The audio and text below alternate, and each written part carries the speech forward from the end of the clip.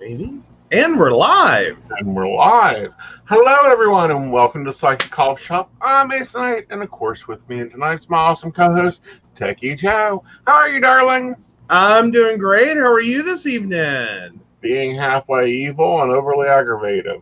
Hey, you're almost back to normal. Cool. I know. Yeah. Yeah, it's been a little busyness. We've Yes, been a little busy. just a little. Yeah, Yeah, just a little. we remodeled the house. Oh my gosh, yes, we did. Yes, and that's been fun. And rewired the office. Um, got asked by Amazon to be included in their Amazon Play, or what do they call it? The what? The Amazon Music. Oh, The I don't. email I showed you last. Yes, yes. We're now in. Sorry, Amazon. Whatever its podcast thing is. Yeah, So Amazon. yes, you may now also be listening to us on Amazon. So hello and welcome. Yeah, But yes. yeah, we've Hello, got. Lori and Brenda and Alexandria, and yes, Kathy, I do believe you made it. Yeah, hello. Yay! Yeah, so guys, thank you for giving us popularity. So, it's been a busy week. We've had some great information, some great things happen. Which one do you want to tackle first? Oh my goodness. So I think we all could use a good laugh to start this week. So let's go with WeChat and TikTok. Okay. God, what a joke. Yes, we are. We are growing all over the place, Donna. But yeah, no, so yeah. Yeah, so President Trump did a sudden, I'm assuming, executive order to shut down WeChat and TikTok in the US within 45 days, or at least certain transactions. No one knows what a transaction is, like what he means. It's undefined. But yeah, they're heavily citing the national security angle. They're making the emotional plea of, let's see, what was that one I loved? Yeah, Peter Navarro. Security. Do I know? That's been the dumbest one I've heard. That it risks national security. Oh, yeah. Totally risking national security, surveil or monitor your movements, put your family in the crosshairs of an Orwellian regime. This is from the New York Times and what Peter Navarro had to say, the White House Director of Trade and Manufacturing Policy. He posed a question to the mothers of America. It's 10 p.m. Does the Chinese Communist Party know where your children are at? Like, good God, can we friggin' recycle more garbage? And if you're not laughing yet, you should be, because here's the reality. Here's the reality. While I understand the discomfort between Chinese government and Chinese business and the level of influence the Chinese government is having over Chinese-based businesses, it's like, where the hell have you been for the last 40 years? Like, this is not new. This is not exciting. And can we talk about Cambridge Analytica before we start talking about data? Mm-hmm. Because, hi, you didn't mind when Russia made you president, but now you care because you can inflict this against China. Yeah, that's where I'm at. Yeah, well, and here's where I'm at, and this is the whole reason why. It's because, unlike on YouTube, unlike on Facebook, unlike on Twitter, Mm-hmm. the teenagers of America said, we have had enough of this yucks. Yeah. They And were this is what it's all about. through TikTok. Mm-hmm. And, Well, Alexander brings up a point, but it's not one I agree with. I think Bill Gates is very much going, oh, we want that, and here's why we want that. Is because we don't want to deal with this idiot. Well, some of it is that. Some of it is also, it is a really awesome platform. If you haven't noticed, Bill Gates always buys the best. Well, he does. He does. Like, he hasn't had a whole lot of good ideas, but other than he knows what to buy most of the time. Like, because look at Microsoft. They have bought amazing technology, amazing software, and made Microsoft a company. But God knows every time they try to have an original idea, it turns out like what? Right. Like Microsoft Ken. Anyone remember the Microsoft Ken? Anyone? Anyone? Is that the paperclip's name? No, it was a stupid little cell phone. It made it 6 weeks on the market before they pulled it. It was that bad. Yeah.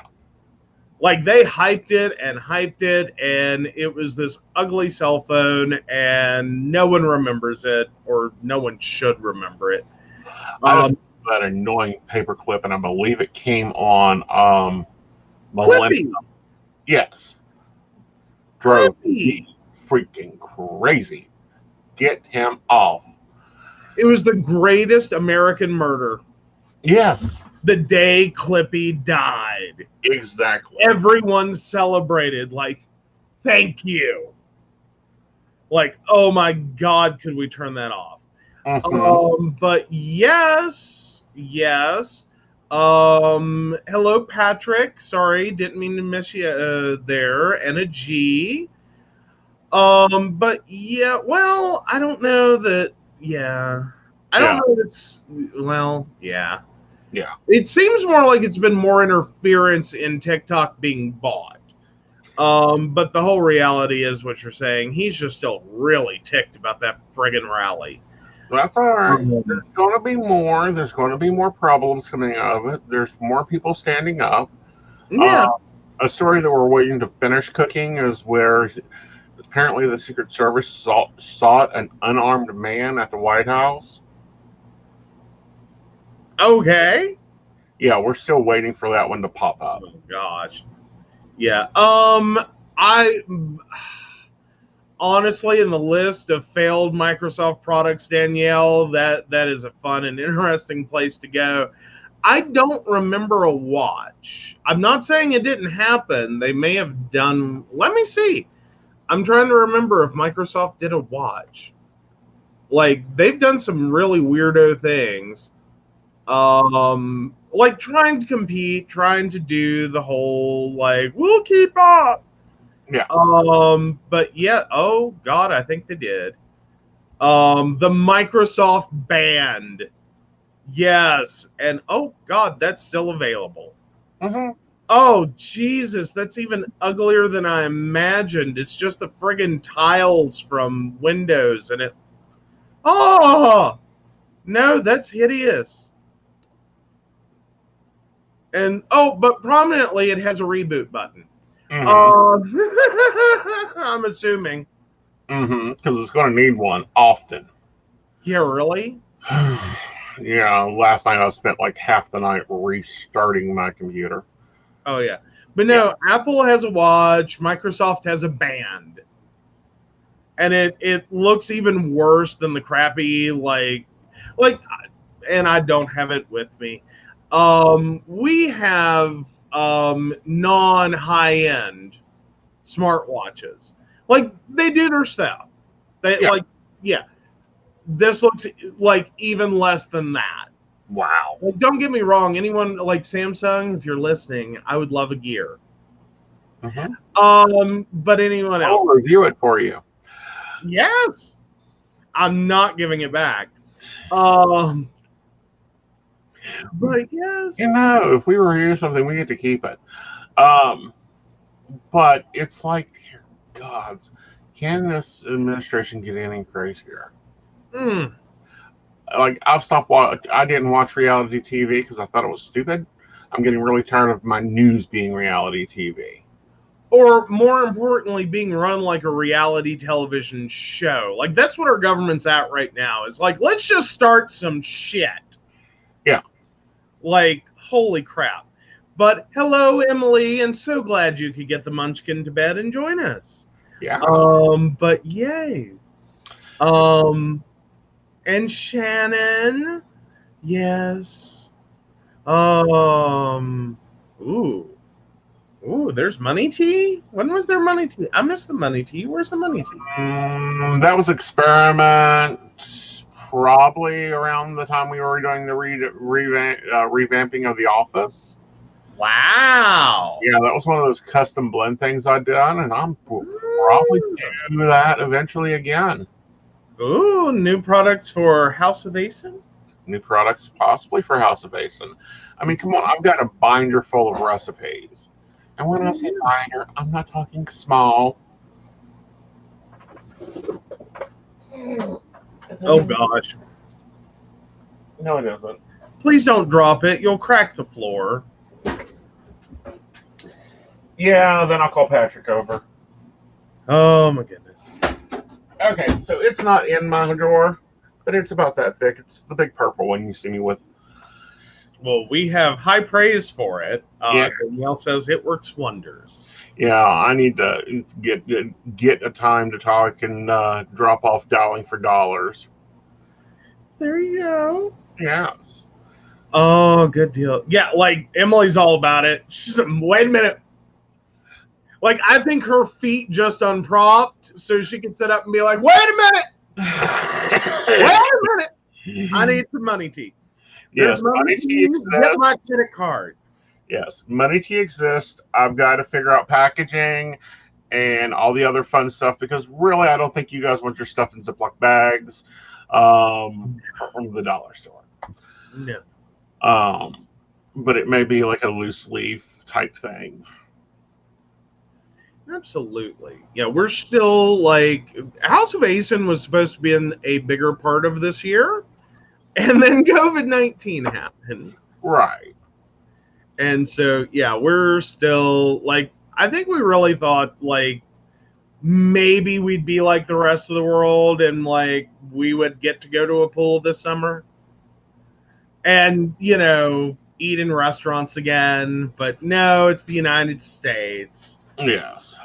Like, apparently the entire country of children left behind. Mm-hmm. And like, it would be nice to get my ass back to the gym. It really is sort of like, I think the movie's Taken. Mm-hmm. Yeah, wherever, or maybe it actually is called Left Behind. Where like the entire city clears out, but a few people. Mm-hmm. It's a very religious, like, you know, end of days movie. But yeah, that's kind of where we are at in the world. Is we're just on the plane without the pilot, going, oh crap. Yeah. But no, definitely there are going to be new products. Money Tea is on the list. Common Comfort is on the list. Then I've got a ginger tea that I use for cleansings. I mean, there's some teas that'll come out there, but I have to get supplies out and get suppliers because I am not dealing with bullshitters. I'm not dealing with companies that I can't deal with, or that can't apparently understand that if I pay expedite shipping, that's more than 3 weeks. I want it in 3 days. Yes. Well, and that can be a big part of any business, is getting the supply channels lined up and making sure we're getting quality product from them. Right. Like, no one ever wants to give you a bad product. Exactly. And then, you know, the other part of that is getting the right packaging. You know, we started out with metal tins and found that, no. Yeah, that was almost a disaster. Yeah.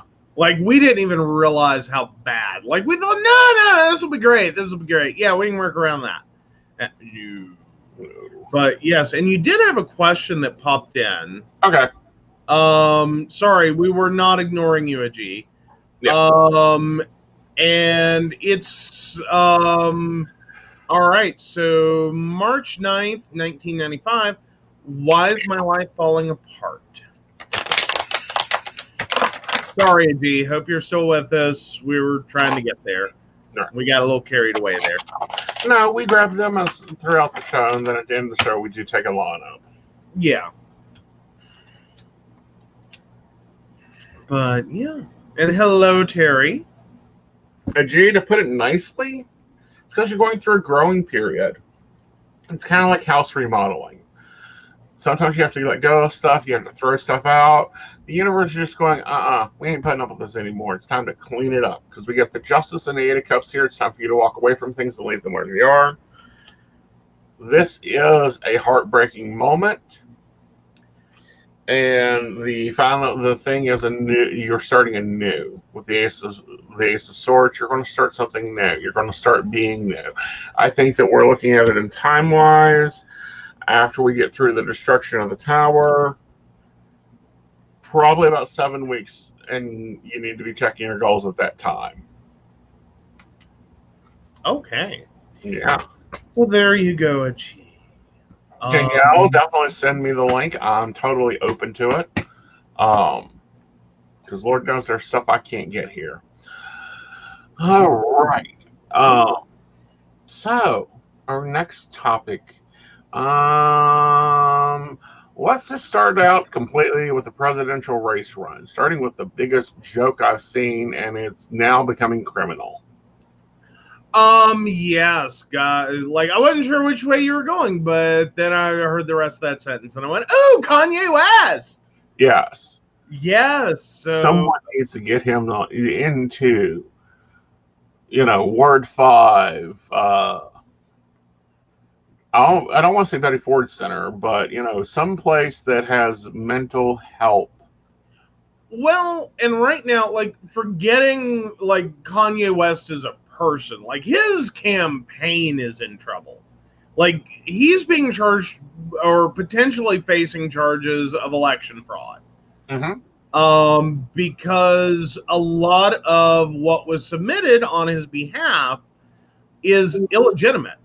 Yeah. Like the signatures to get him on the ballot, if you take a closer look, unfortunately, he used a firm, I guess we'll go with, or a person, a coordinator, that already has issues in 3 states. Right. And so now he was facing issues in yet another state. Mm-hmm. For the way that those signatures were submitted, that so many were thrown out as illegitimate. No Mm-hmm. last name, unregistered voter, no location data. Like, Mickey Mouse cannot. Mickey Mouse isn't registered to vote in New Jersey. He's a registered voter of Florida. Oh, darn it. Bernie Sanders isn't a registered voter in New Jersey. He's in Massachusetts. I have an address in North Carolina. Uh-huh. Bugs Bunny and Mickey Mouse. Okay. And that's a kind of an old working joke for the company I used to work at, that we had 2 dummy accounts that we had multiple dummy accounts. They're all based on Disney characters. Mickey Mouse, Bugs Bunny, Elmer Fudd, they all live in North Carolina. And they have horrible debt situations. Like, y'all, Walt Disney doesn't pay for shit. That's what we learned. Well, what I don't get, healthcare is crap. Right. Well, what I don't get, and this is something that I've repeatedly not gotten about this, and when his wife and his mother-in-law are begging and trying to get 501 or 511 or whatever the code is for it, for him to get a mental health check, we have serious problems. That, like, I'm scared for him. Danielle points out his mother died and he went nuts. Now, his mother died and his control went off because she probably helped keep him under wraps. And it's going to be one of those, it's like, oh God, can we stop? stop it, please. But this is a whole feed the Trump nation, pull the votes to a third party. I look at some of and let's set Kanye West to the side because, it's like saying Mickey Mouse is running for president. Can we please, when we look at third parties, and granted, they are great, they are wonderful, some of those people are really good, but we have to, and I think that we're going to see a lot more third parties as the Republican Party disintegrates. Yes. Okay. Oh yeah. Totally. This isn't a third party. This isn't even a party. This is a star on something. I'll guarantee he's on something, having a meltdown and pulling apart. Well, and moreover, like this seems more like a GOP stunt. Yeah. And that, like you said, it is just meant to split the vote up. Right. And throw it around. Though I don't know what they're expecting to do. Like, it almost seems like the GOP is trying to split the vote between Trump and Kanye. Right. For the sole intent of getting rid of Trump. Like, this is how bad part of the GOP is seeing this. Well, I don't think you're going to see a lot of Democrats come across.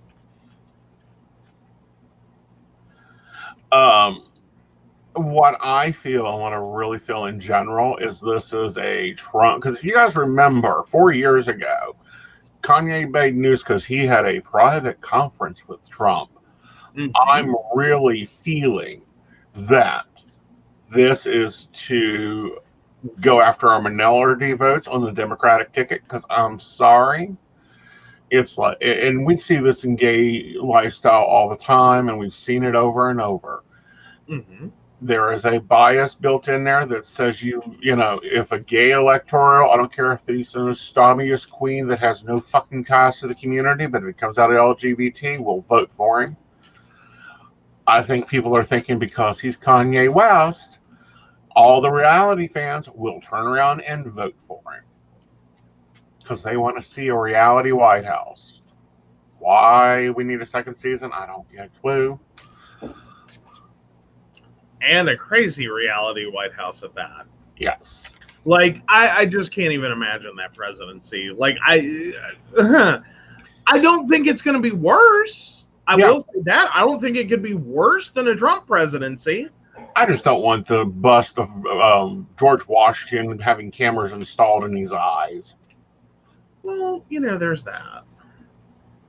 But hey. Yeah. So, that kind of leads us into our new one, which I'm actually very happy with. I'm going to do something I haven't done in years, ever done on this show in over a decade. Biden chose a running mate. 1, she's female. 2, she's African American. Mm-hmm. 3, she's an ally. Yes. 4, she's a California senator that will put screws to people, and I've seen her in C-SPAN. She ain't nice. She ain't wordy. She'll cut you. Yep, basically. She will trim you down. And yes, we do love Kamala Harris. Yes. So I'm backing Biden and Harris.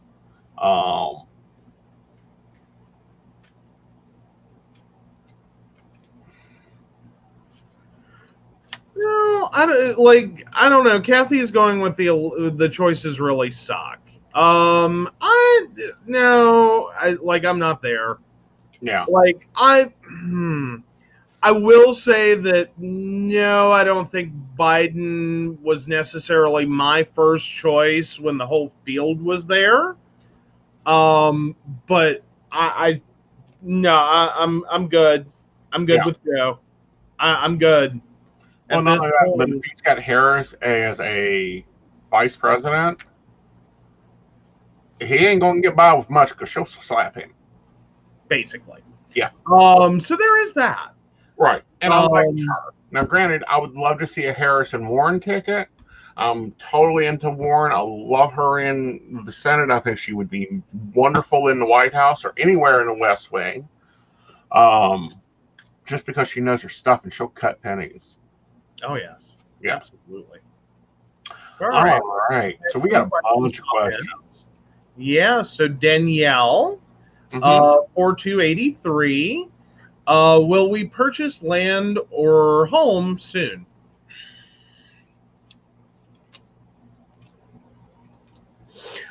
Looking at it, I feel you do purchase land and put a home on it. I feel like that will probably be within 6 to 9 months.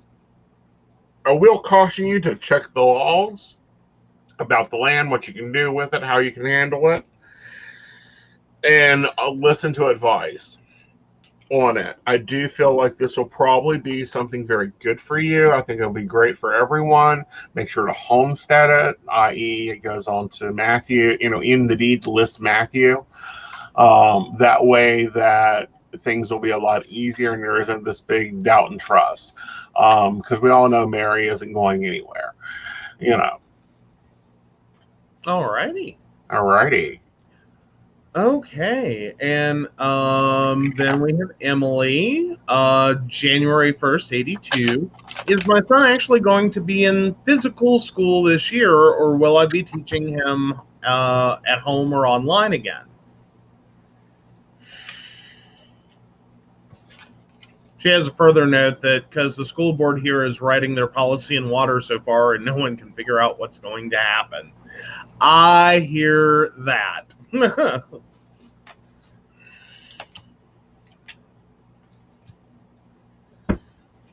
going to be at home. He may go to physical school. I don't feel like he's at school much. And I would look for that more into the spring. There's a lot of issues not being dealt with this policy. There's going to be a lot of confusion. And you're going to have to be the mama with the wand going, oh, fuck no, I'll knock you over the head over my child. Okay. So, prepare to fight. Well, no, right. Prepare to command. Well, that's I think there's a group of mothers out there. And Emily, I know your skill set. I think you're going to be great as a teacher. You've got another teacher there in the family that can help. And I would network with other parents, like do some trading. If you don't like teaching reading, fine. Don't teach him reading. Teach another child via Zoom or something. Watercolor basics for a 5-year-old. And I think we're going to see a lot more of that home network teaching. Absolutely. Ready for one more? Yep. Oh, wait. No, we can't do one more. Kathy, we do need a date of birth. There you go.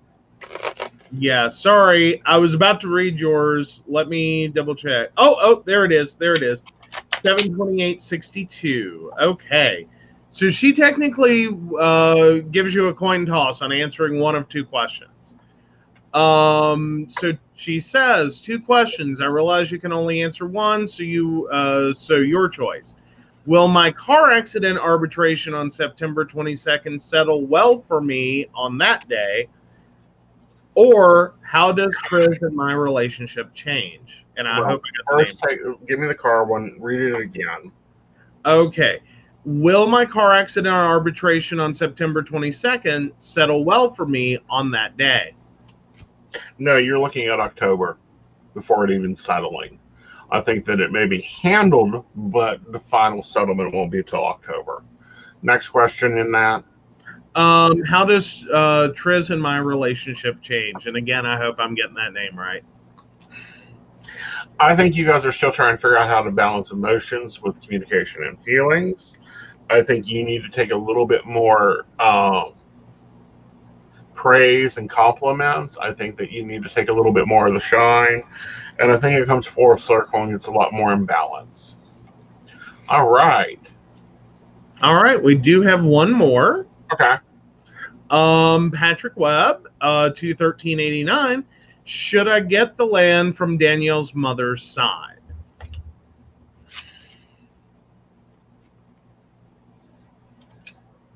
Hey, we're starting to really like the husband-wife tag team here. Yeah. It's kind of cool. Very much so. Yes, With a- but make sure it's got the paperwork fully spelled out. I also feel like that, it's going to be a lot of bountifulness. This is good land, and I feel like that it'll grow in value. But again, make sure it goes into at least Matthew's name.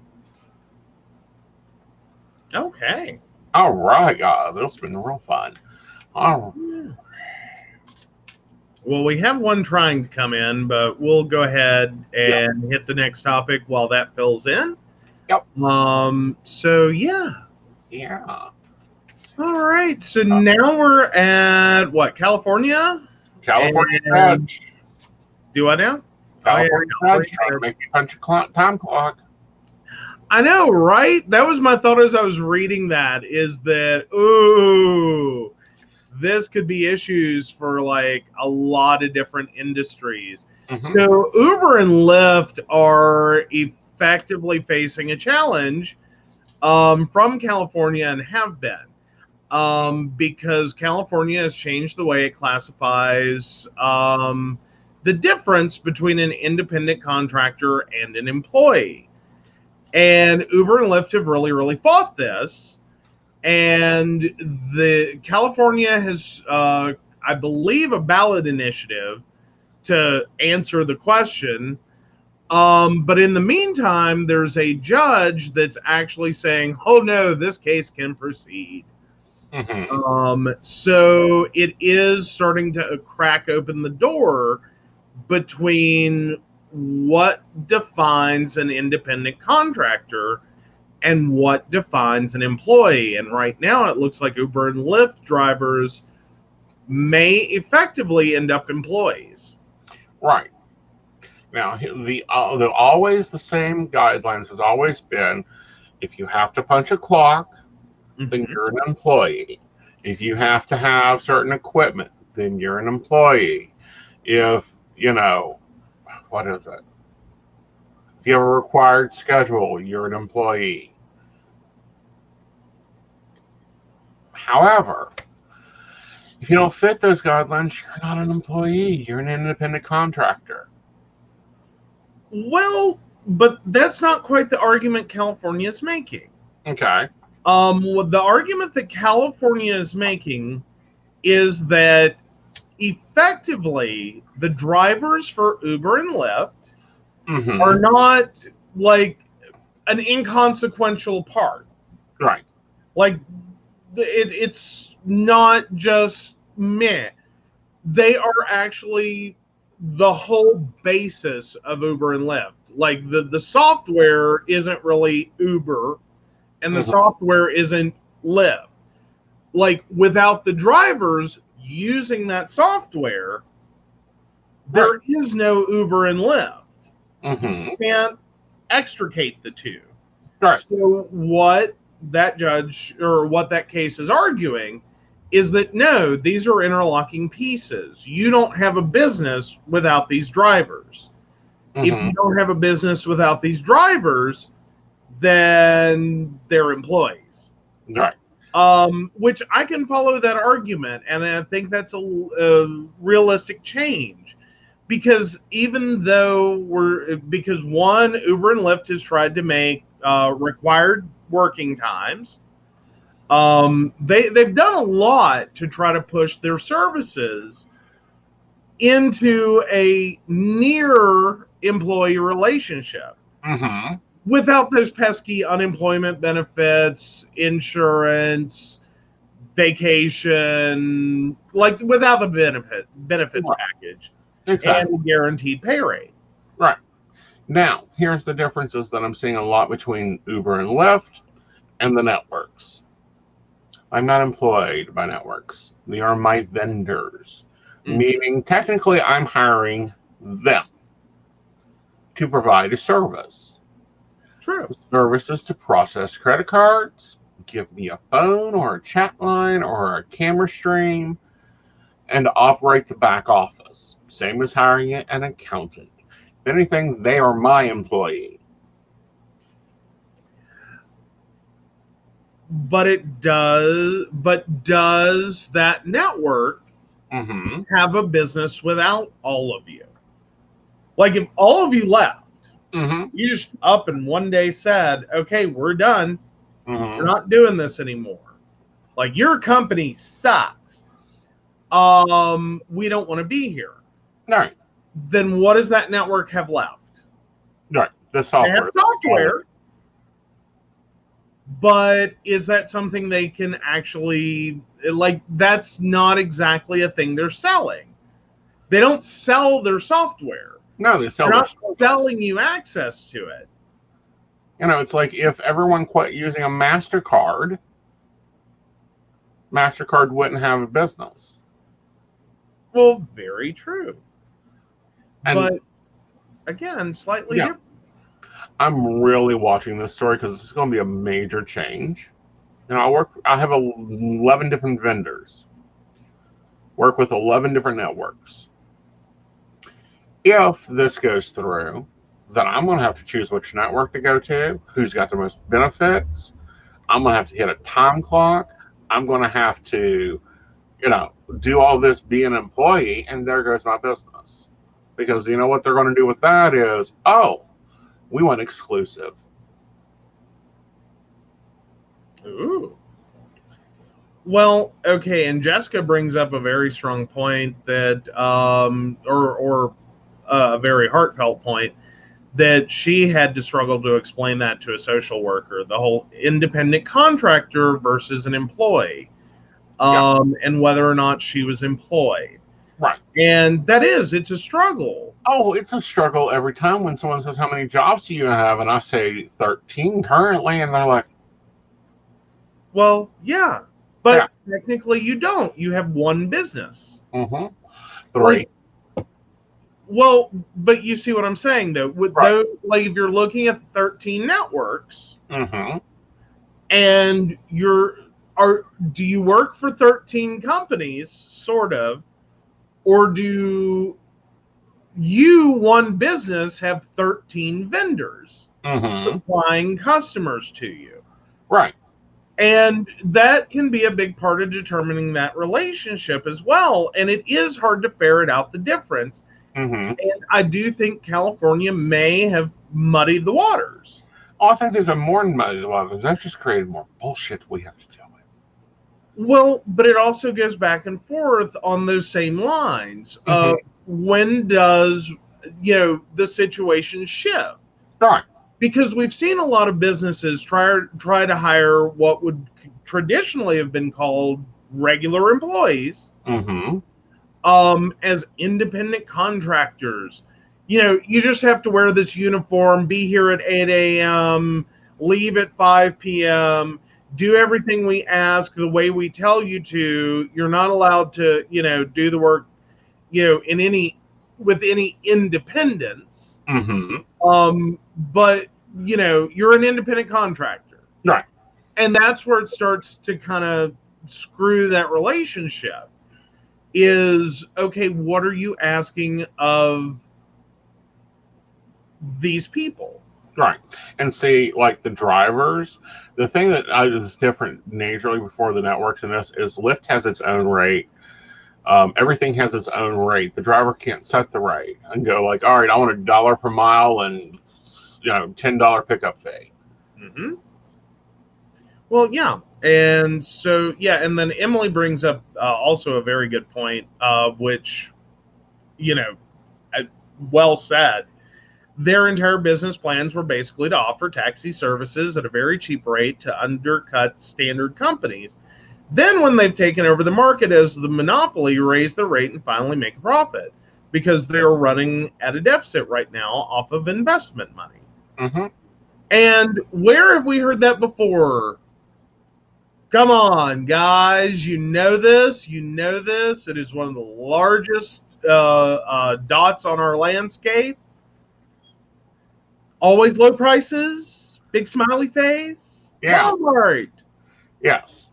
Like, that was Walmart's business model. That's what we're talking about in terms of, the job landscape and what we're working with right now. Right. Are a lot of companies with a lot of major investment funding that are ripping apart small town American services. Even if, you're talking about something like a New York City cab company and New York City licensed cabbies. Right. That's what we're taking out. However, what this should have been done, and a good business model for this, is for them to take a note from the other companies that have done this. Networks especially, because let the driver set their own rate. They set their own hours. They're using just the software. They immediately come out of the employee situation. And not only that, you stop having gypsy companies and gypsy cabs. Gypsy, oh, I'll pick you up at 8 every day and you'll pay me $40 to drop you off at work. Do you think it's not going on here in West Virginia? It is. It has been for centuries. Mm-hmm. Your grandmother used to be the coal camp driver. Basically. Yeah. I'm quite sure she made some good coin. I'm sure she picked up a few dollars here and there. Uh-huh.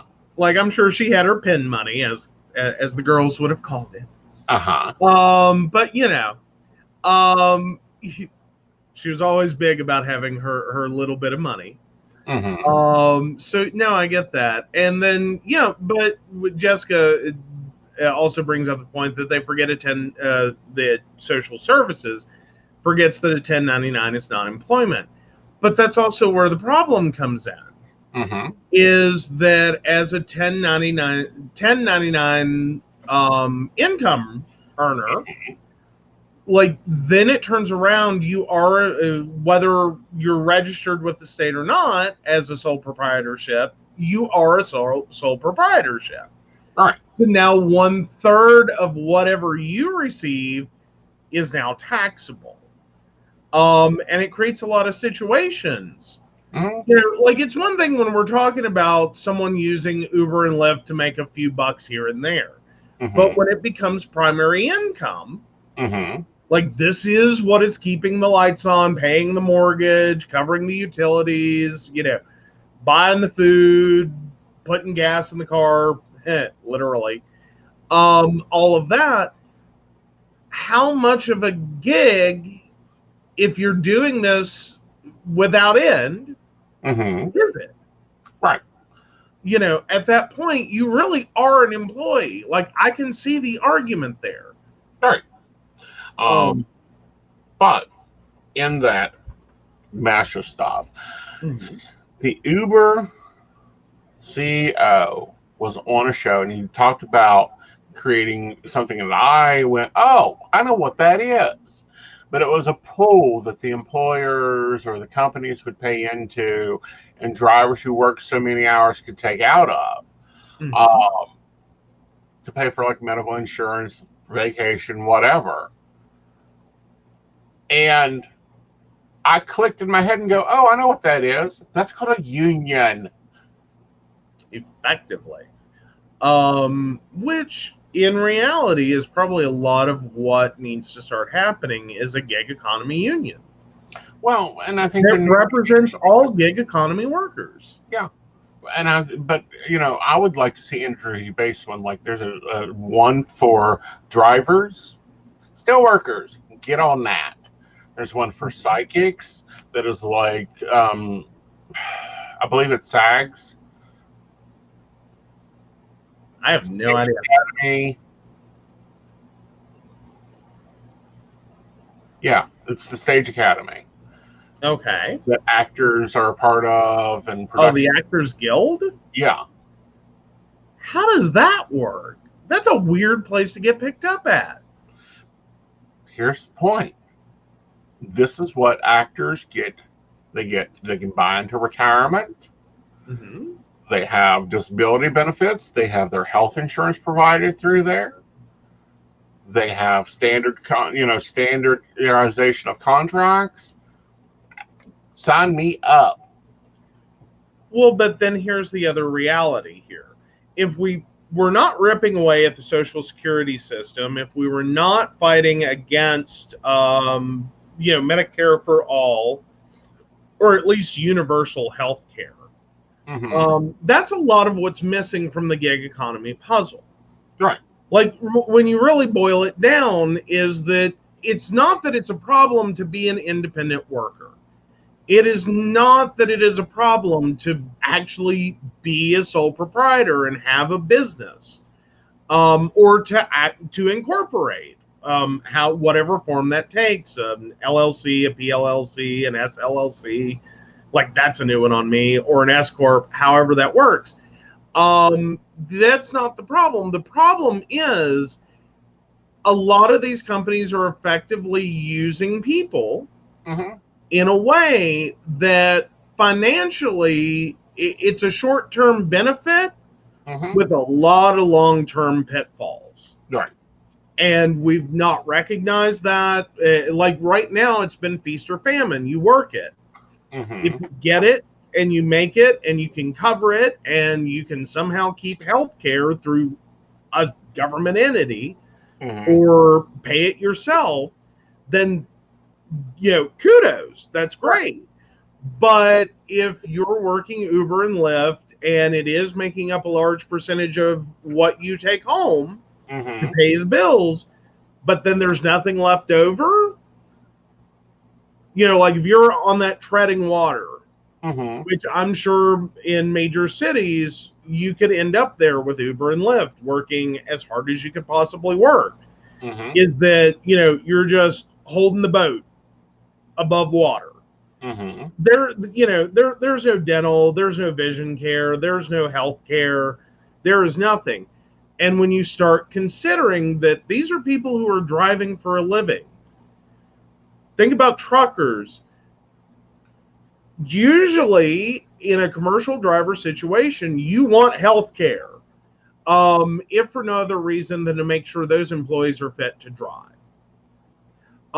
You want good vision coverage because you don't want someone with 10-year-old glasses and maybe some glaucoma starting on the roads running around. This can get expensive. Right. These are all aspects that we have to consider, that if we're going to shift those responsibilities onto employees or onto workers that we can't quite classify, then we have to make sure there's a way to negotiate wages so that they actually get paid enough to afford, unless they start putting hour limits on it. You can work 10 hours. That's it. You're done. The other way of doing that is you set your rate. That's the important part there. Uber and Lyft is setting their rates. True. That's a problem. Very true. Because think about it. $2.99 taxi in New York, what the hell? That's cheap. $2.99 taxi in Oak Hill, West Virginia, you ain't driving anybody anywhere. Well, there is a fair amount of that. Yeah. Although, then again, it's probably opened up a lot of services as well. Right. Because, in West Virginia, taxi services aren't quite as prevalent. It's not that they don't exist. And the ones that do are crap. Do what now? And the ones that do are crap. Well, yeah, they're very limited and they're not very prompt and on time. They're, if nothing else, we can turn to your mom's example. Exactly. She's not waiting for hours for a cab. So, I mean, it's not very prompt. It's not extremely reliable. It's not great for doctor's appointments. Right. And it creates a laundry list of issues that in an Uber Lyft kind of offering, you may not encounter, and you may have longer range. That if someone will take it, that you may not have, outside of, like, if you're in Beckley and you live in Beckley and you're going in Beckley, you can get a cab. If you need to go further distances or you live out in the holler, you might have problems. Yeah, and Mom lives in downtown Beckley. She has a lovely apartment, and I was really proud that she decided that she was going to do taxi service. Until I heard some of the stuff going on, I'm like, this ain't going to work. Time to reorganize. Yeah, because she's literally minutes away from the hospital she got stranded at. Yeah. And it took hours to get a cab to her. It is like at best a 10-minute drive. Right. At best, a 10-minute drive. And that's in And heavy traffic. This is late. Yeah, and it wasn't a one-off event. It's happened so many times, it's ridiculous. Right. Like, there's no hope of her being able to take a cab to go grocery shopping. Not going to happen. Like, how do you plan for ice cream to, like, sit there for anywhere between 20 minutes and, like, tomorrow? Right. You know. Yeah, but, I was saying it, that she's able to very quickly, she's adapted, we've adapted, we love click lists. I can get a message that says I need this, and I can do a click list and say, pick this up, and done. Oh, yeah. Now, Emily's put in a lot of stuff here, so why don't you take and cover all that? Okay, and then we do have a question from Terry. Okay. So Emily was saying, my grandparents had their own porcelain art business out of their basement garage. Grandpa was a chemist and made his own porcelain pour mixes, and Grandma painted them. That was their retirement money. There have been attempts over the years to create a fine art artist guild to standardize commission prices. The biggest problem with having a 1099 income is that you have to pay double the Medicare and Social Security taxes than having a W-2 where your employer pays half. They could find a way to fix that problem, and it would be a huge relief for gig workers. Yes, it would. It would be. Yeah, because normal is 17%. If you're a W-2 worker, 17% of your check leaves. If you're an independent contractor, 33% of your check you have to write out. Yeah. And those are vague numbers. Right. As in, the more you make, the bigger that number can get. Exactly. But if you have a guild or a union that is representing you or you're a part of, then you can you can take that 17%, give it to them, and they'll provide benefits like health insurance, paid leave, that type of things. Otherwise, Hollywood have been bankrupt years ago. And that was a Betty Davis thing that started that with the SOS. Okay. Awesome. Yeah. So, we've seen this before. We know what works. It's just that we've got to get people and places together and to build them. Oh, absolutely. Yeah. Well, and it's going to be a more important problem if we are not able to do universal health care within the next few years. Right. Like, I think we're all, with the gig economy, sitting on a ticking time bomb right now. Well, I think with the gig economy, we're doing more than sitting on a ticking time bomb. We're sitting on a gold mine. Because here's the facts. As independent contractors, if there was a guild or a unifying system, just looking at our chat, each of us are going to pay about $365 a month for a health insurance plan. Oh, you're great, Emily. No. You're making wonderful points. Yeah. But, so let's say that's $900 a month. Well, if you team them up and you go as a group plan, it's about $400 a month. Well, or can be at least. Yeah. But and that is a large part of it, is that insurance pooling, which is what happens, typically looks at the demographics of the entire group and goes, okay, yeah, the 50-year-old is probably a few years away from a heart attack, but that group of 20-year-olds, let me tell you, they're going to break a leg, they're going to do something stupid, but otherwise it's going to be cheap, man. And I've seen companies do that, but it also can have a counteracting effect. Within corporations, there are people that literally get fired because they're too old and too sick to insure. Right. Like, and I did go through that with a company I worked for, where it was common knowledge around the office, as ugly as that was, that the whole reason our insurance was so friggin' expensive was because of one employee who had multiple back surgeries. Yep. And it's kind of an ugly situation when your coworkers turn on you like that. Yeah. That they effectively hate you because you're the reason friggin', $200 is coming out of my check. Right. Like, if we got rid of that one, Mm-hmm. we wouldn't have this problem. And she gets a commission. Why can't she pay the lion's share? Right. You get that going. But it was a given idea that once a year she was going to be off for a couple of months after a back surgery because Right. I could not get her fixed. Right. I mean, instead of the, wow, look at you, you're still working even though you have all these issues. Right. And then, hence, the family practitioners who are ditching insurance model and connecting directly with patients where they pay and the doctor much cheaper monthly rates in exchange for unlimited services to their family. Some even offer house visits again, like the old days. Now, where we go to, where SuperDoc's office is, it does have that model ready if we ever need it. But that is a very big thing is, and you dealt with in your teenage years someone that pioneered that model. Yes, actually. Well, college years at least. And I was actually, while you were saying that, looking to see if she is still in practice, and she is. Awesome. Oh, she hadn't even moved. Oh, that's so cute.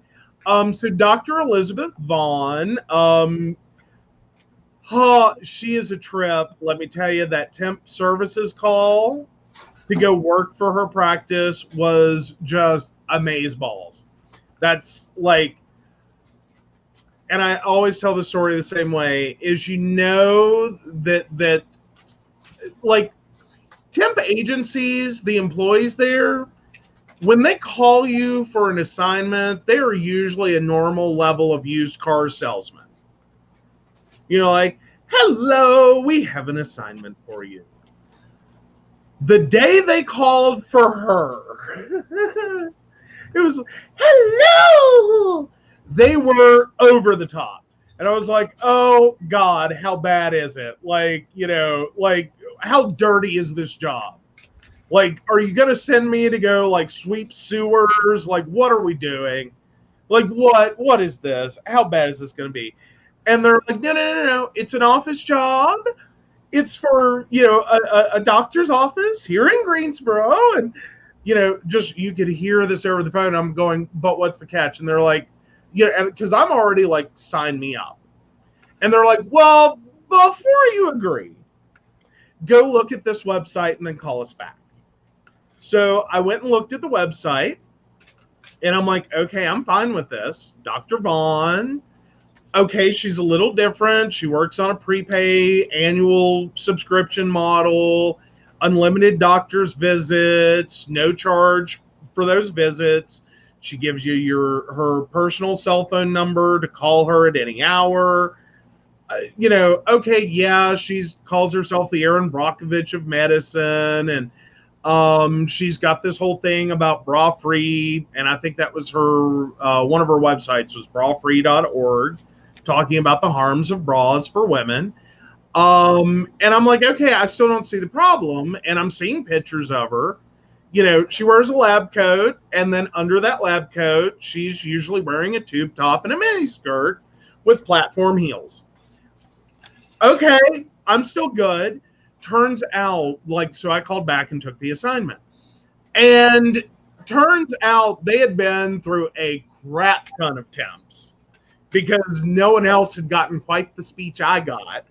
Uh-huh. And they showed up, saw this doctor with her, Dolly Parton hair, just big, blonde, teased out hair, and her tube top and a mini skirt and what they deemed hooker heels, and freaked the hell out. But here's her thing. Her goal, she's a very incredibly smart woman. I dearly loved working for her. She figured out long ago that men don't go to the damn doctor because they don't want to and they don't like it and it's not fun. And by the way, someone's going to put a finger up my butt.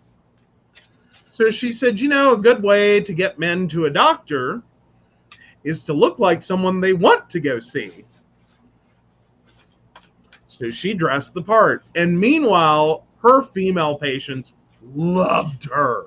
Mm-hmm. Like and this, at the time, I think Dr. Vaughn was in her 50s. So now we're talking 60-ish. Amazing woman in amazing shape. She looks way younger than her age. But she was a trip to work for. Loved it. I loved every minute there. They wanted to hire me. I wanted to work there, and then the temp service wanted like 3 years of my annual pay up front to hire me, or like a percentage of that. And they were like, we can't afford you. Right. So I went back and finished college. No, that was still good for you, but at the same time, her business model works really good for doctors. It worked amazing. It worked amazing. Like, all of her patients dearly loved her. Like, you didn't have to wait for scheduling. We kept a very tight ship, and she knew all of her patients. Like, she was not a dumb woman. Like, she had a near photographic memory, and she could rattle off, like, just give me a name, and okay, I can tell you what, this is going on, and you're having a problem with this. It's probably related to that. Like, just instantaneous recall. Loved it. It was amazing. And how was her office? In terms of? Work style, comfortability, fun. It was an absolutely normal office. It really was. I mean, it was fun. Don't get me wrong. It was fun. No, I think there was one problem with it, or one thing that was a little weird. Oh, what's that? The chairs. Oh no, I still love those chairs. Oh my god. I don't know where she got those desk chairs, but oh my god, I love them. There were these bungee cord chairs, and that was the thing I freaked. I was a bigger boy then. Like, I was coming off the mom died, I found them, unlimited meal plan comforting phase of my life. And so I walked into this office, and I see what looks like an old school lawn chair with a 5-point wheelbase covered in bungee cords. And I'm like, I'm gonna die. Oh my god, that was the most ergonomic chair. Oh, I loved it. Oh, they were amazing. But no, I loved working for Dr. Vaughn. I have always sung her praises. She is absolutely awesome. You've had some really cool people you've worked with. Yeah, well, and she charged at the time. Don't go calling her. She's in Greensboro. Don't go calling her, telling her Joe said. At the time, I believe it was like $1,500 a year. That was it. Like, that was your once a year payment. And you got her home cell phone number, or basically a home cell phone number. It did directly connect to a cell phone she carried. Right. So calling it her personal cell phone, not exactly. She had another phone for that. But she always had both. Don't get me wrong. That woman walked around like a little tech MacGyver. She got her phone and her, she was tooled out. And yeah, you could literally call same day walk-in appointment situations, like no big deal. And she would totally drop everything. Like, she loved her patients and her patients loved her. It was amazing. And it was like, oh my God, where has this been? You know what I mean? And then, like, working there, like, if she noticed anything, she was like, hey, come here. It is so weird. Or for me, it was working in a doctor's office and then having her look and go, come here a minute. I think you need a blood test. And what for what? Do you know your blood type? No. Why don't you know your blood type? Oh no, it never came up.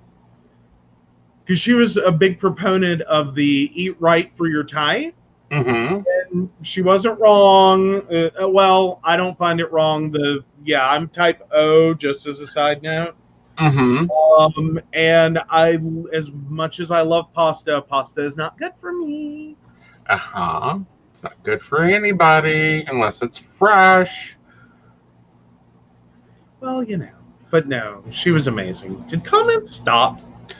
Did I Uh, kill the show, or is everyone just laughing so hard? I think everyone's waiting for me to take a question. I don't know, because... Oh, okay. Did I lose the question? Oh, Terry's. Yeah. Okay. All right. So Terry 31357. Why does Mark tell me he loves me, then he stops, and when I tell him the same thing, he quits? When I tell him the same thing, so quit, like he doesn't care. I don't think that he doesn't care. It's that he doesn't know how to accept it. He's like, all right, you love me. What do you want? And he's waiting for the shoe.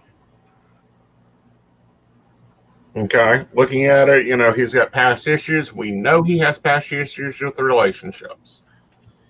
He sees you as this very comfortable, lovely woman, but he's looking for work. What do he's hearing that as, do something.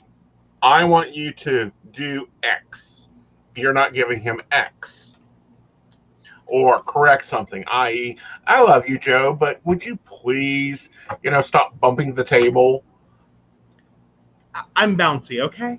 I know. Those are great examples. He's waiting for the next part of that sentence. Alrighty. Well, hopefully that helps. And Jessica has confirmed that we were quiet. Okay. Just wanted to make sure you didn't fall asleep there. Yeah, I know. Yeah. Like, oh God, the one in yellow's talking, just blah, blah, blah. Uh-huh. But no, I would really like to see that in medical. That's why we designed my VIP program. Mm-hmm. It's because there's clients that get a certain level of different accesses. They can get a lot more benefits there. But that's why we designed it. Now let's talk about something kind of internally. Okay. Facebook store. Oh, you're going to go there. We're going there. Oh, we're going there. Oh, crap. Okay, as you guys will notice on Aeson Knight's page and the Psychic Coffee Shop, there is no longer a store. Yep. And any independent business owner, do not open a store if your goods are digital on Facebook, hosted on your own website. Facebook is basically pulling the Etsy stunt, is basically pulling the other stunts attached to it by not paying out. They let me have a store. I hit my minimum a long time ago. But then they go in and disqualify the item and disqualify the charge. Mm-hmm. Yeah. We were digging around through that. And effectively, it works out to, while effectively they have a prohibition technically on services being part of the market. They want goods. So not a service performed, a good delivered. That's where it gets interesting, is what technically are you paying for? Mm-hmm. Can become the question. Now, I could almost follow their argument if you're talking about paying for a reading. Like if you're paying for a 15-minute reading or a 20-minute reading or etc. I could follow that.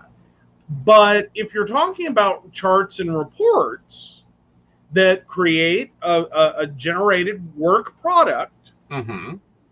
then I don't understand how that is any different than any other good. Mm-hmm. It's a digital good, and we have already seen that, like, that's settled case law. That is a tangible good. Right. It physically exists. A digital object is a tangible good.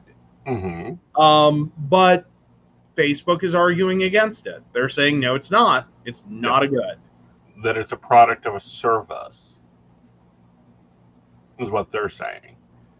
Well, but okay, so I still don't understand that. Um, and I don't know where their thing is. Are they doing it as like it's a prohibition against customization? No, it's a prohibition against the occult. Well, okay, we're going to get to that point in a minute. Yeah. But no, what I'm trying to figure out is their actual legal argument there. Their legal argument is that the readings or the charts is a product of the service. Okay, and again, I could almost follow that, or can follow that, really. Right. Like I can take a reading and fit it in there. Right. But when you look at the charts, that's effectively the same difference to me. Please correct me if I'm wrong in the comments. That would be no different than if you were running a Leatherworks and you offered the ability to monogram. Right. And it was a required part of the purchase is what are the initials. Right.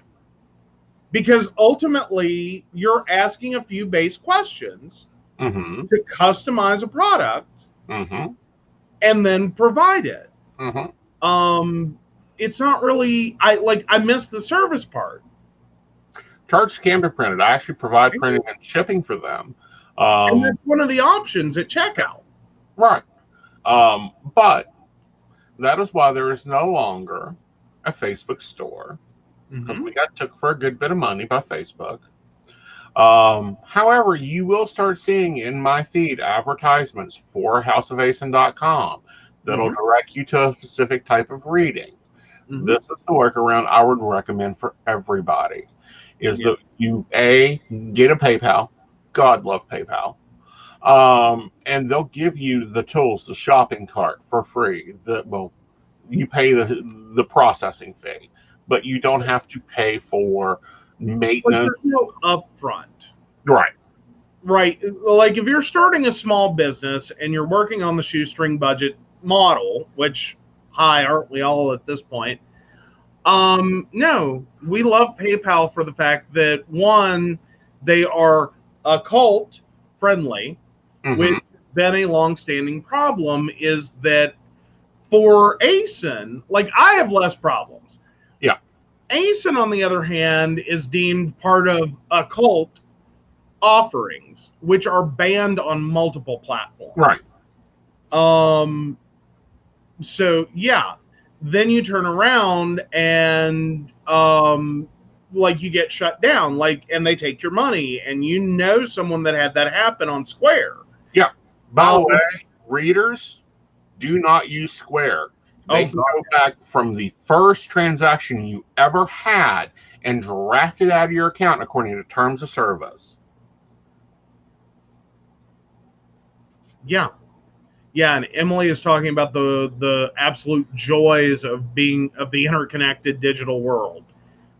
Because ultimately a customer ordered what was effectively a digital product that was customized, and then through PayPal was able to take the payment in I'm assuming a currency exchange as well, bypass that, but could then print it directly overseas, because again, it's a digital good. It can be moved anywhere in the world at any time, and turned into a physical product.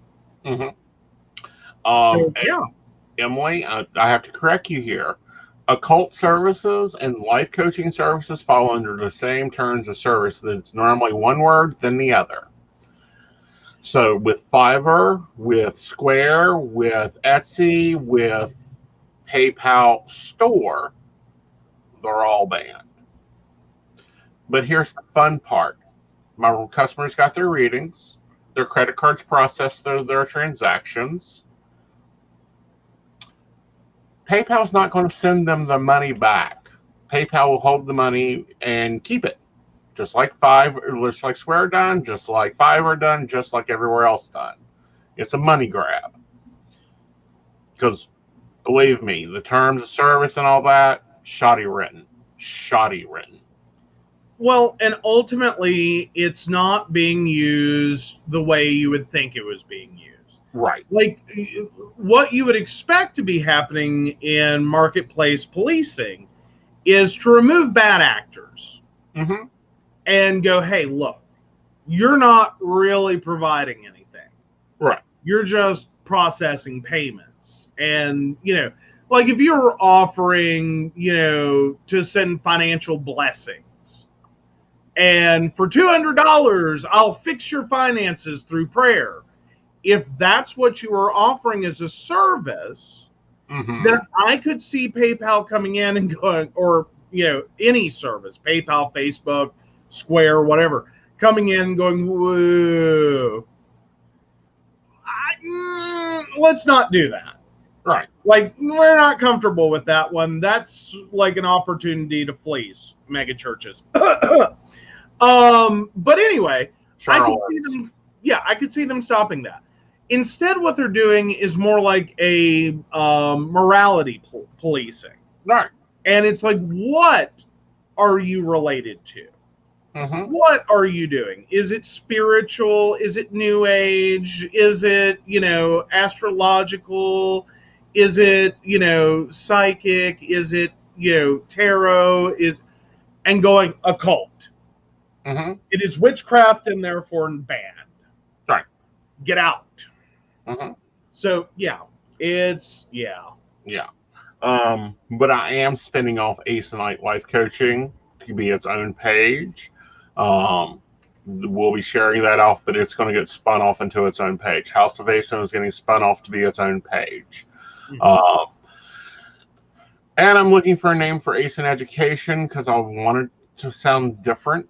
I don't know what Aeson blank needs to be, but it needs to be. But other than Aeson, but my classes, my online classes that we're building out, I'm looking for a new name because Aeson Education sounds like I'm going to teach you how to read words. Oh, okay. Darn it. Maybe Aeson Mystical, Aeson Mystical Society or something. I'm still working on that. So, yes, don't group your businesses. That's why Psychic Coffee Shop and Mountain Bears have different pages. Mm-hmm. But I'm going to spin mine off because content gets kind of clutchy. And absolutely, Jessica, we just really suggest separate domains. Yes. Very much. Separate domains, separate pages, mm-hmm. separate everything. That way, like, I had people booking life coaching sessions thinking they were coming for a reading. My life coaching is not reading. My life coaching is going, oh, so tell me what your values are and where we need to work at areas and what tools do you need. You're going through grief. Okay, let's break this down, get you out of that hole. Oh, you need financial stability.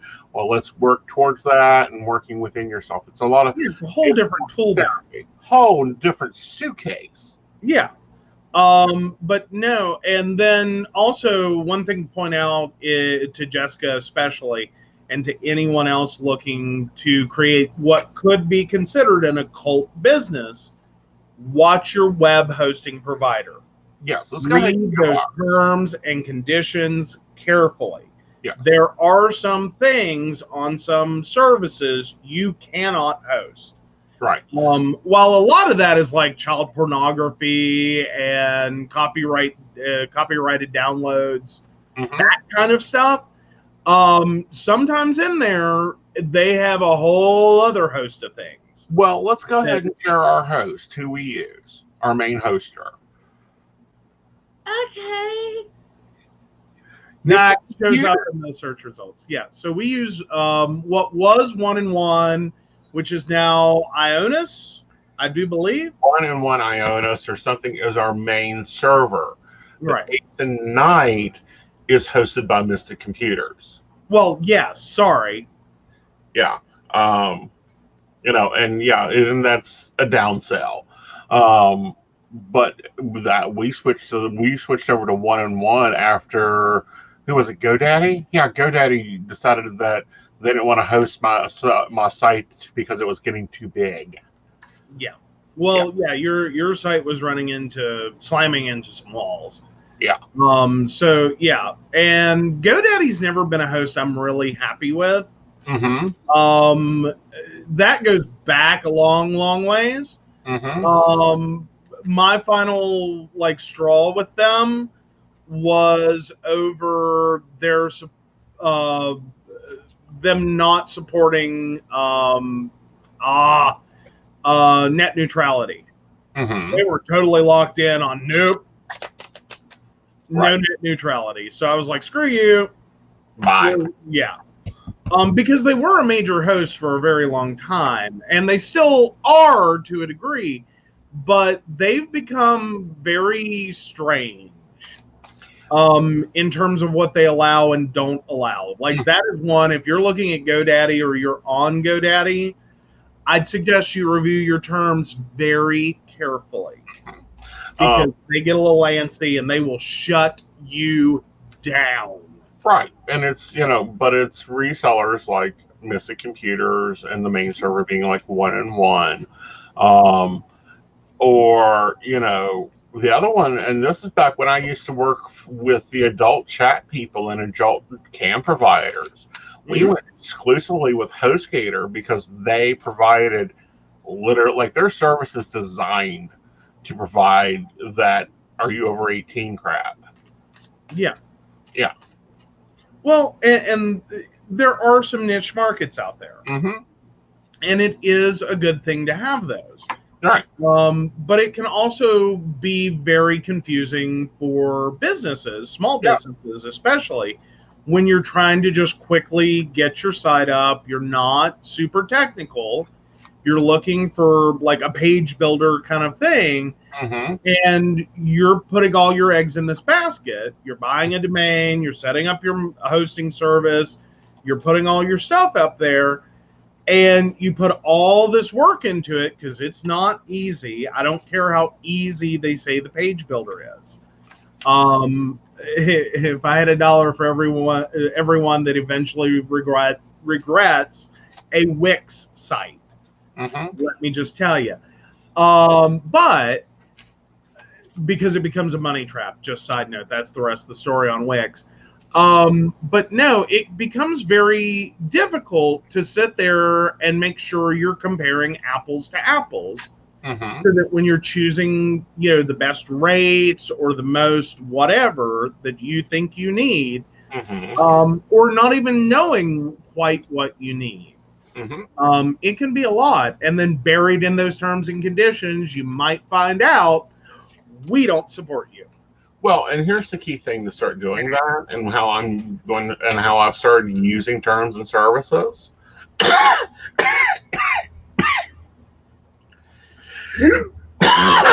Excuse me.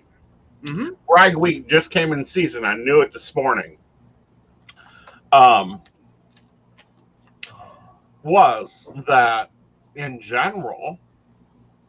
You know how if you're searching a site or a document and you're looking for a word, if you're going to use that as a search term for your site, type that word in, have it search the term in suggestions, and see how many times, what that actually says.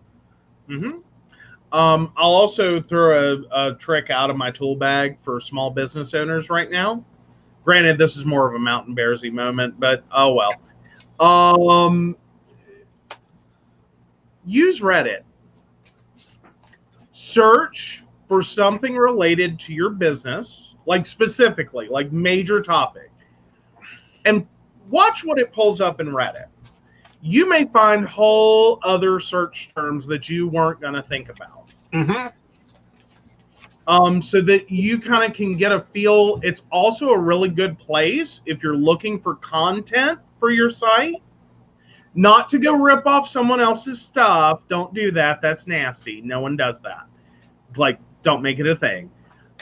But if you're looking for like topics that people have problems with, that like there's a need for this kind of information, you can find questions in these groups that people are legitimately asking. and then go, hey, I can write an article on that. Mm-hmm. Like, it's a great writing prompt for your field. Mm-hmm. So those are my two big giveaways. Yeah. All right, Um, we got a question here. Let's take that on before we go into wrap up. all right. So Jessica, 61489.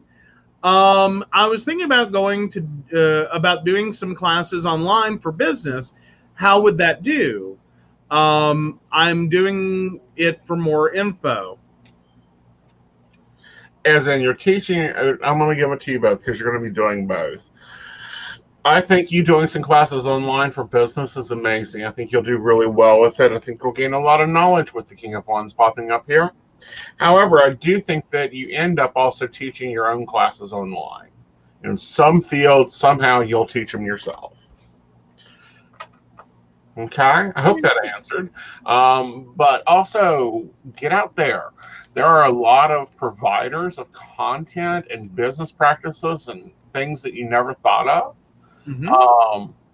that are on YouTube. I have taken so many classes in marketing and business management from YouTube that it is insane. To the point that, my feeds no longer show ads that are even valid. Like the Get It Done principle, and learning to market and teach. There you go. Yeah. Oh, yeah. Make it its own page. Mm-hmm. Absolutely. Yeah. And you can also do that as subdomaining. Yeah. And to explain that really quickly, most websites are www.whatever.com or whatever. You can also do subdomains. Mm-hmm. So you can have classes.whatever.whatever. Mm-hmm. And you can literally run two totally independent sites. Right.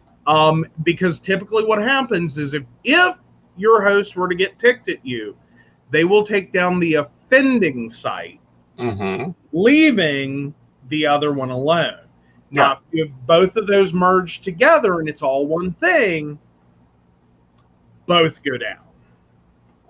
Well, not only that, but it gets confusing. And that's what I'm seeing. Ooh, Jessica teaches physics.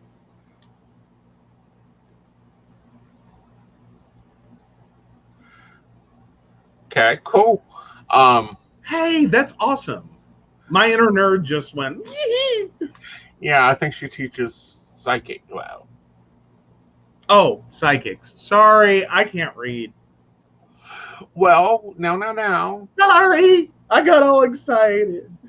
I swear to God, I read physics. I was like, oh, it is physics. Well, it is. But I got all excited because we were researching telepathia because I'm working on something. And Psychology Today popped up, and I'm like, really? They're doing studies since before? Because after 37, psychic endeavor studies really wasn't a thing. Well, apparently there's been a lot of things on telepathia. Yes. Meanwhile, I don't know why I expected physics to show up in the comments on the psychic coffee shop. I really don't. But it is physics. Oh, I know, but still. Right. That's okay. We got offered, and I don't know if anyone else caught the little thing I posted earlier today on the psychic coffee shop. But yeah, this morning we got offered a connection with basically a systems person who does business systems for coffee shops and breweries. Yeah, so I made a whole joke post about that. It's like, oh yeah, we're on our way. We've been inspired. We're going to actually do a brick and mortar, and I'm off to buy a coffee machine. Well, actually, I wouldn't mind teaming up and designing an Aeson coffee. Well, that's a dark roast with a little medium hint, not nutty, more fruity, not burnt. Well, but we do run into a fair amount of this as people think we are a brick and mortar business that serves coffee. Right. And it's like, y'all didn't read that word podcast, did you? Like, I don't think you read it. Well, and here's the thing, and here's the thing in general with it. Who knows? After House of Aeson is brick and mortar and Mystic PC is brick and mortar, there could be a lovely, I mean, we would just be saving ourselves money. Exactly. Yes. Psychic themed meads and brews with you at a table in the back. Yeah. That'd be awesome. Yeah. You know, though, if we did that, I would be a horrible, horrible human being. I would try to make that area in the back look like the fortune teller machine from Big. I would totally set it up to look like that. Like that just as long as it's freaking air conditioned, I would be cool because that's what they basically have done to psychics. You know, the Terror Association and Psychic International.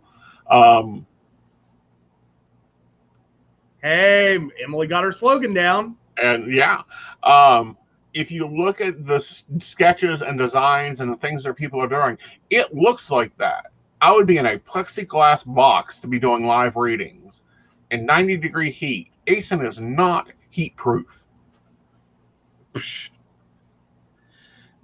Please. You start sweating like a pig at like 75 and it only gets worse. Yes. Yeah. Like someone would have to walk behind him with a mop. What? Truth. Yeah, no, neither one of us do heat well. Like some of the events we've been doing, like I swear to God, we leave and it's a debate of whether to go to the hotel or go to the emergency room for fluids. Like, and we've had the debate. Like, I think we're going to die. No, the debate isn't to go to the emergency room fluids. It's the debate on whether did I finally order those IV kits. Oh, I'm not letting a borderline heat stroke you try to give me an IV. Not happening. Do it in my sleep. Uh-huh. You have gorgeous veins. Well, this is true. Like, I'm a roadmap. Yes. Dude, I'm a roadmap. All right. So this week, Patreons, you've had a new video up. There will be another video being posted of another card review. Last week's video will be coming to YouTube for you to view. I believe it's the Heal Yourself deck or it's Past Life deck. One of those two are up. That should be up here in about 2 hours. We are starting to add stuff to our Patreon. So if you're interested in it, you'll check with Vanna. I'm doing readings by network and by appointment all week. And we're getting ready for Central West Virginia Pagan Pride, where I am the MC. Yes. And that's kind of a flashback because I used to MC all the time in my old job. So it's going to be fun MCing Pagan Pride this year. I'm going to see if I like it. Who knows? We might start doing more of it. There we go.